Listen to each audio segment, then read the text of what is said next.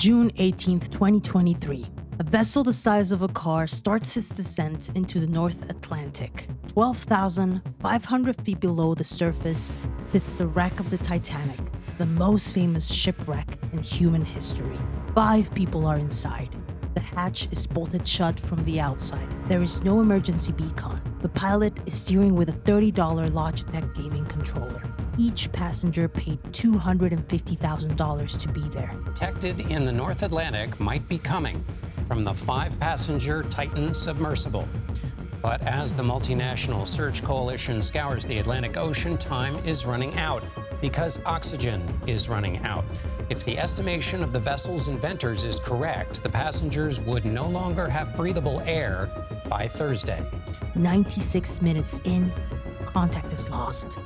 What followed was 4 days of global news coverage, a massive international rescue operation, and wall-to-wall speculation about whether 5 people were still alive somewhere at the bottom of the ocean.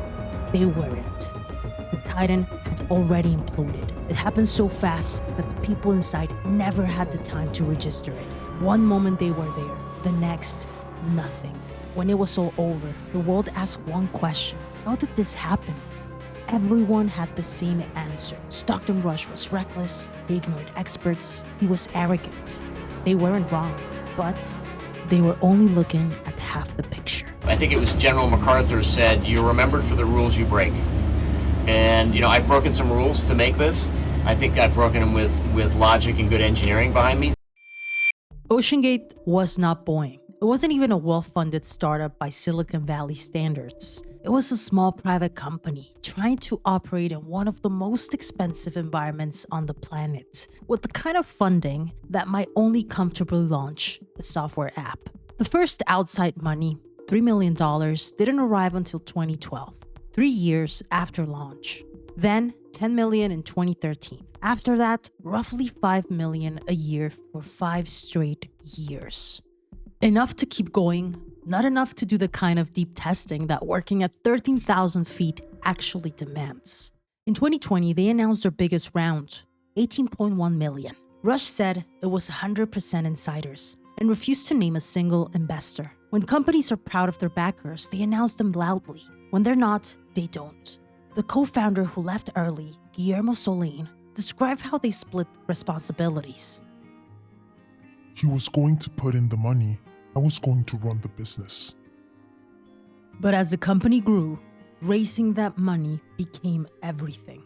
And to raise money, you need a story. Something that makes investors feel like they're getting in early on the next great frontier company. Something that makes it look like this is already working, even when it isn't quite yet. That need to always appear further along than you actually are is one of the oldest traps in startup culture. OceanGate was walking straight into it. By 2018, OceanGate had built the Titan, a deep-sea submersible with a carbon fiber hull designed to reach the Titanic. This was the bet. The Titanic sits at nearly 13,000 feet, deeper than almost anything ever commercially dived.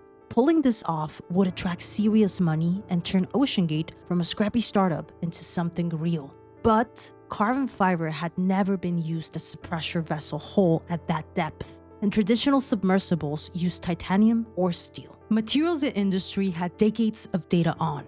Carbon fiber at 13,000 feet was a new territory. The marine industry saw this immediately. In 2018, a professional industry group wrote to OceanGate directly, warning the experimental design could lead to catastrophic outcomes.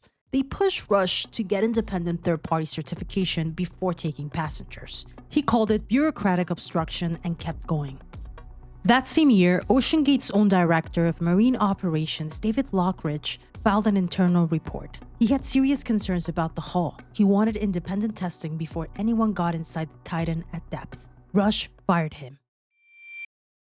In 2019, a veteran diver named Carl Stanley dove with OceanGate on the Titan as a test passenger. He had a lot of deep-sea experience. He knew what these vessels were supposed to sound like. During the dive, he heard loud cracking sounds coming from the hull. He sent Rush an email afterward, and it's worth understanding what he actually asked.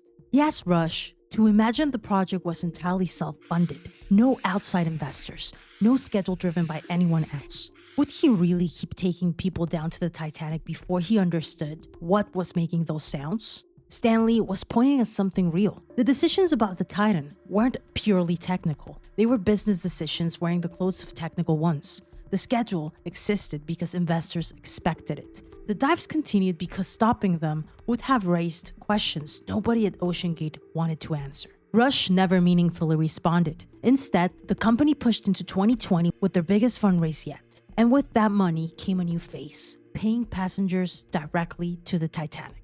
The stakes just got significantly higher, and so did the pressure to make sure nothing appeared to be wrong. Starting in 2021, OceanGate began selling seats to the public, $250,000 per person, 4 passengers per dive, which meant $1 million per trip. But the expenses were brutal. The support ship alone was a massive charter cost.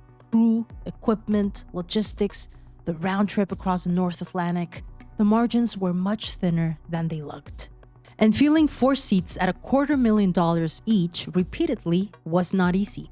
In late April 2023, weeks before the fatal dive, Rush was personally texting a Las Vegas investor named Jay Bloom, trying to sell him 2 seats. He dropped the price from $250,000 to $150,000 per person, a 40% discount. On a submarine, he was about to send 13,000 feet underwater. Bloom's son flagged safety concerns. They passed. The seats eventually went to Shahzada Dawood and his 19-year-old son Suleiman, 2 of the 5 who died. By this point, the Titan had already been showing signs something was wrong, signs they chose not to act on, because acting meant stopping, and stopping was something the company could not afford at the time. In August 2025, the US Coast Guard released a 335-page investigation report on the Titan disaster, the most complete picture we have of what actually happened inside OceanGate. After the 2022 Titanic expedition, sensors had picked up acoustic data indicating delamination, layers of the carbon fiber hull beginning to separate under pressure. The right move was to ship the Titan back to the headquarters and run a full inspection. Instead, OceanGate left the Titan in an outdoor parking lot in Newfoundland all winter, freezing temperatures, heavy precipitations, repeated thermal stress. The Coast Guard report calls this a cost-saving decision that directly compromised the hull. They also chose a cheaper support ship for 2023. Senior positions had been left vacant, less experienced staff filling roles they weren't ready for. And the report confirms something never publicly known before. By 2022 and 2023, Rush was making personal loans to OceanGate to keep it running. His estimated net worth at the time of his death was around $25 million. This was a man who had bet a significant chunk of his personal fortune on this company and was watching it bleed out. The report states it directly. The need to keep the Titan appearing fully operational in order to secure investor confidence directly impacted multiple decisions related to Titan's 2023 operations. So here's my robomentary.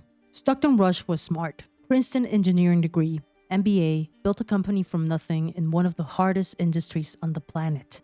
This was not your regular folk. So the question that nobody really asked is, what pushes a smart man all the way to the edge? Not arrogance alone. Arrogance is everywhere. Most arrogant founders just end up with a failed company. What pushes a smart man past every warning, past every red flag, past his own safety officer, is when stopping is no longer a real option. By 2023, Rush was putting his own personal money into OceanGate just to keep it alive. Think about what that means. This wasn't a bet anymore. This was a man too invested personally and financially. And when you're in that position, your brain stops asking if it's safe and starts asking if it can make it work. And looking at the specific things that went wrong, things like the hull showing signs of damage and fixing it, meaning properly grounding the stuff, shipping it back, spending money they didn't have. The better support ship cost more, so they took the cheaper one. The safety director raising concerns and addressing those concerns, meaning delays, more testing, more money, so they fired him. Every single failure traces back to the same thing, not wanting to spend more money or not having it to spend in the first place.